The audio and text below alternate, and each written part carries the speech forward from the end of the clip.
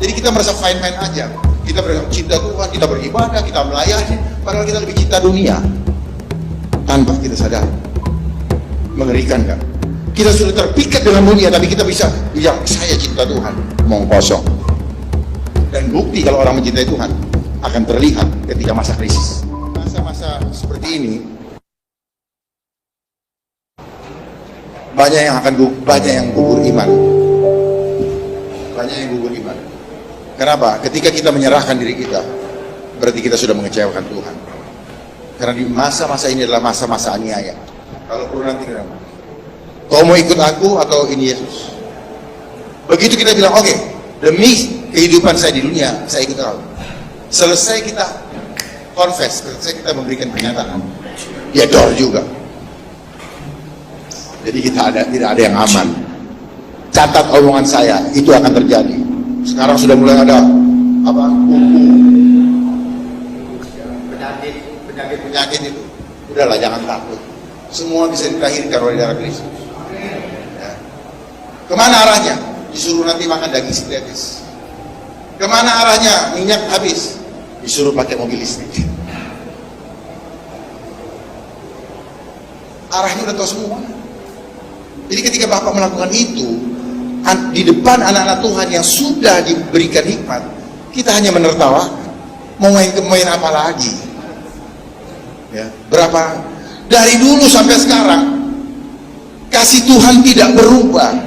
Kasih Tuhan tidak berubah. Tidak ada yang perlu ditakutkan.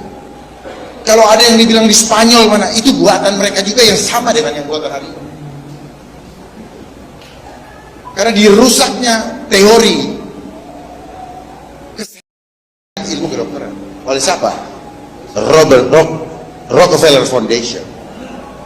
Dia punya roadmap tahun 1917. Dia mengintervensi ilmu kedokteran. Kenapa isu kesehatan dipakai untuk mengintimidasi jiwa-jiwa di dunia? Tujuannya mau menghancurkan jiwa, tapi sebelum jiwa harus menyentuh ke tubuh supaya bisa dikontrol. Nah, saya kayak buka itu arahnya. Coba pakai ilmu lain, nggak bakal bisa nyentuh tubuh. Ya, biar orang bilang, gua mau nipu dia apa lagi? Sebelum dia berbuat, anak Tuhan udah tahu. Anak Tuhan itu bisa membaca udang di balik batu. Lihatlah setiap peristiwa, jangan apa yang kelihatan. Ada apa di balik semua itu? Kalau saya ngomong kayak begini, ada apa? Tuhan perintahkan untuk selamatkan bangsa ini. Jangan hidup hanya buat hari ini, selamatkan keturunan. Berapa banyak anak-anak nanti yang akan mati sia-sia. Dia tidak bisa melahirkan. Anak umur 6 tahun setelah terima tanda, apa yang terjadi? Keputihan. Usia umur 6 tahun ada orangnya keputihan. Sedih ya tuh. Transhuman. Jadi kita ini mau dibuat jadi transhuman. Transhuman itu dari DNA Kristus langsung berubah jadi mRNA, jadi DNA-nya Lucifer. Manusianya, casingnya, makanya ilmu handphone itu casingnya sama, kelihatannya ini, isinya udah beda. Setiap manusia walaupun bentuknya sama, rohnya berbeda. Amin. Pahami itu, walaupun di cloning tetap rohnya berbeda. Nah, si iblis bermain dengan roh itu. Jadi tubuh kita mau dikeluarkan, mau diusir roh Allah tadi. Padahal dibilang tubuhmu adalah bait Roh Kudus. Kalau tubuh kita bait Roh Kudus, maka roh yang ada dalam aku lebih besar dari apapun juga yang ada di dunia ini. Percaya itu. Jangan tanggung-tanggung. Daripada gini, jadi penjahat beneran yang hebat-hebat juga kagak, jadi orang baik juga kagak. Itu suam-suam kuku. Dikenal juga enggak, ngerasa wow. Jadi kita merasa fine-fine aja. Kita cinta Tuhan, kita beribadah, kita melayani, padahal kita lebih cinta dunia. Tanpa kita sadari. Mengerikan kan? Kita sudah terpikat dengan dunia, tapi kita bisa bilang, saya cinta Tuhan. Omong kosong. Dan bukti kalau orang mencintai Tuhan akan terlihat ketika masa krisis. Tanya Time will tell. Waktu akan menjawab. Kalau masa krisis masih enggak, haleluya, masih enggak bisa ngomong begitu. Bagaimana bisa ucapin haleluya? Kalau mulut kita dibungkam oleh berhala itu, omong kosong, kita adalah pendusta. Kita tidak bisa mengabdi kepada dua oknum. Kalau kita cinta Tuhan, lakukan perintahnya. Karena kita hidup dari sistemnya dia, bukan sistem dunia. Saya bernafas dari sistemnya surga, tetapi dunia memaksa saya untuk mengikutinya. Makanya kematian yang saya akan temuin. Kematian yang saya akan temuin. Sia-sia hidup kita.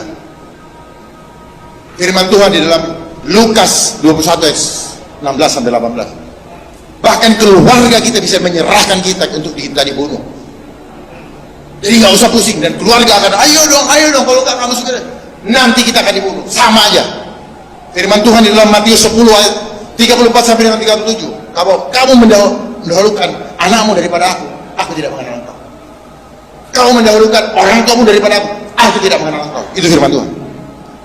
Kenapa? Karena kita bertanggung jawab pribadi, lepas pribadi dengan dia. Dan kita akan bertemu dengan dia. Kapan kita akan bertemu? Ketika dia menjemput kita di awan-awan. Saat itu, kalau kita dijemput, kita ketemu dengan dia, di situ baru kita dikuduskan. Jadi selama kita masih dalam tubuh jasmani, kita tidak bisa mengklaim bahwa kita kudus.